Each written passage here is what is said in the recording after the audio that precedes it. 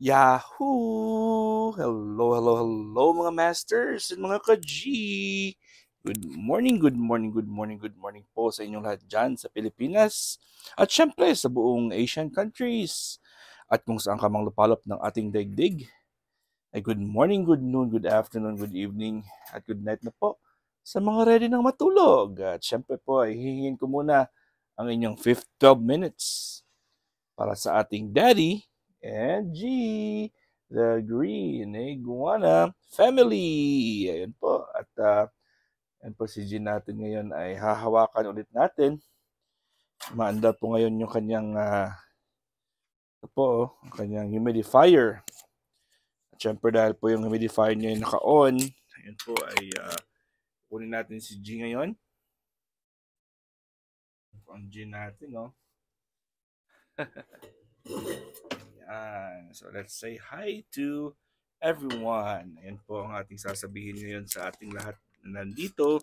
Dahil po si G natin ay, syempre, nasa harapan na naman ang G natin. Love na love po ni G ang lahat ng mga nanonood sa kanya. Ayan po, at yung tingnan niyo si G natin, ang laki-laki na ng tiyan niya. At super lusog talaga. Babalik na naman po siya sa loob. Babalik po ang G natin sa loob. So, lada talaga ang G. Pero bibigyan po natin siya ngayon ng kanyang favorite niya, ang kanyang watermelon. Yun po mga masters and mga ka-G. Hanapin muna natin kung saan ko linagay ang kanyang blue na lalagyanan.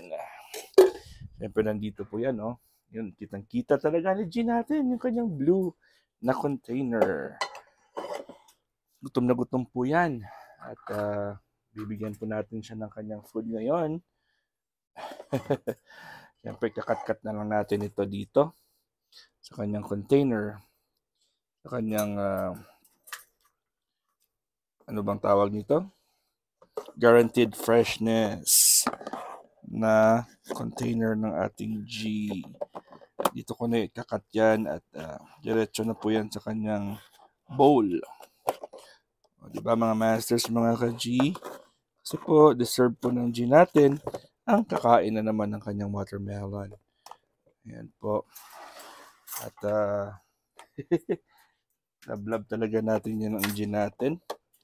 Siyempre, cut na lang natin yan. Pahaba.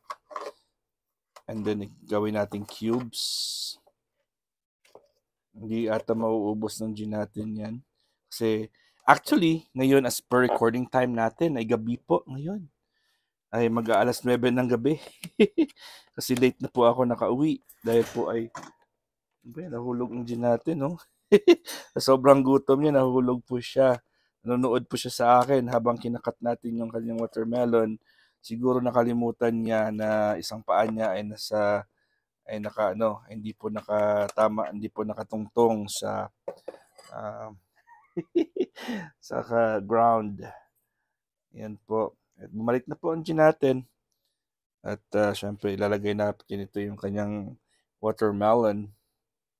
Malamig po ito. Kaya naman ng G natin yung malamig. Yan po. Watermelon po natin ng G. Ay papakainin natin siya ngayong gabi. Yan po. At alam ko po ay atake agad yan. Yan po. Pati yung kanyang lalagyanan po ay kinakain niya na. Yan po. Yan. Ready na po at kumakain agad. Atake agad yung G natin. Paano natin yung kanyang ilaw. Yan po ang G. Walang ano yan, walang pakuntsada.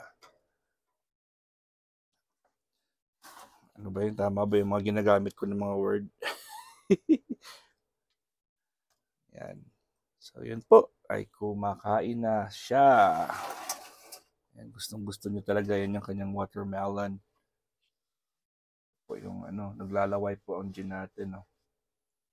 Yan po siya. At gustong gusto talaga ng G natin ang kanyang watermelon. Lagay natin siya sa taas. Kasi mahuhulog na naman yan mamaya. Yan po, ang sobrang bigat na kasi ng gin natin.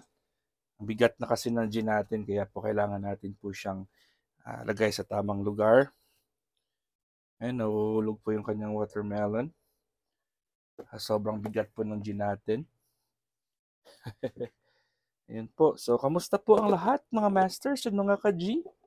Yan po ay araw ng Webes po ngayon. At dahil Webes po ngayon, ay meron na naman tayong Premier Marathon. Oo, may dahon po. Kukunin natin yan. Ayan. Yung ano yan, yung sa turf ng gin natin. So, meron naman tayong Premier Marathon mamaya alas 12, alauna ng hapon po, Philippine time. At rin po, meron po tayong bagyo sa Japan at kung saan man dyan ang tama ng bagyo ngayon. At syempre, isa sa ating mga host ngayon ay si Inday Dayag from Japan. Siguraduhin natin po, i-secure natin yung kanyang ang kanyang hosting. Sana po ay hindi po mahirap sa kanya. Mawalan po siya ng signal. Ayan po. At kailangan lang po natin mag-ingat. Siyempre, palagi tayo mag-ingat. Kung saan man tayong lupalop ng mundo, kailangan nating mag-ingat dahil po ay hindi natin alam yung, siyempre, yung galawan. Kung ano man dyan, yung mga kalamidad sa ating buhay. At ang ating first batch mamaya ay as of recording time po, hindi pa ako sure. It's either Madam Razel Williams or Mema Sabe. Ang second batch po natin ay si Drayson Mabunay, PWD Vlogs. And Inday Dayag sa ating third batch. Will be followed by the last batch ng aking BFF na si BFF Ancotic Channel, aka Arimunding. Yan, so yun po. At patuloy tayo sa ating Premier Marathon programs dito po sa Bahay Kulitan. At hindi lang po yan, sa Sabado po ay meron na naman tayong Premier PWD or Puro-Purong Walwalan at Dudutan sa Bahay Kulitan, sa bahay ni Bro Amelito, Puntanilla Vlogs. And Linggo, meron naman tayong Premier Marathon na naman ulit.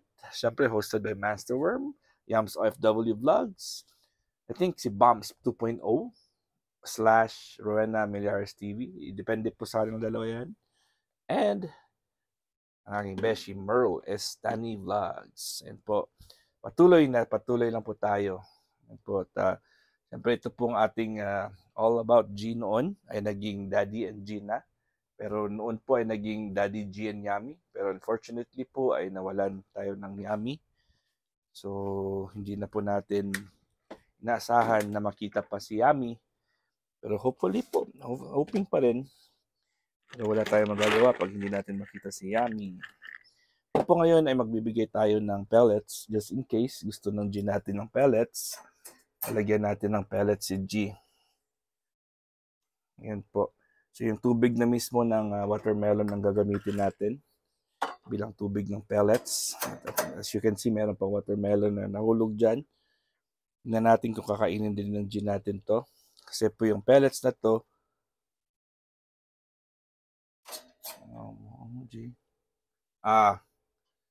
kinakain ni G yung plastic. Oh my God. Like, kailangan natin talagang nakakain po ni G natin yung dahon, yung sakit ng tiyan yan. Nakakain ni G yung turf. So, hopefully, hindi po siya, lalabas lang naman yan kasi plastic naman yan. Pero hindi pwede yun.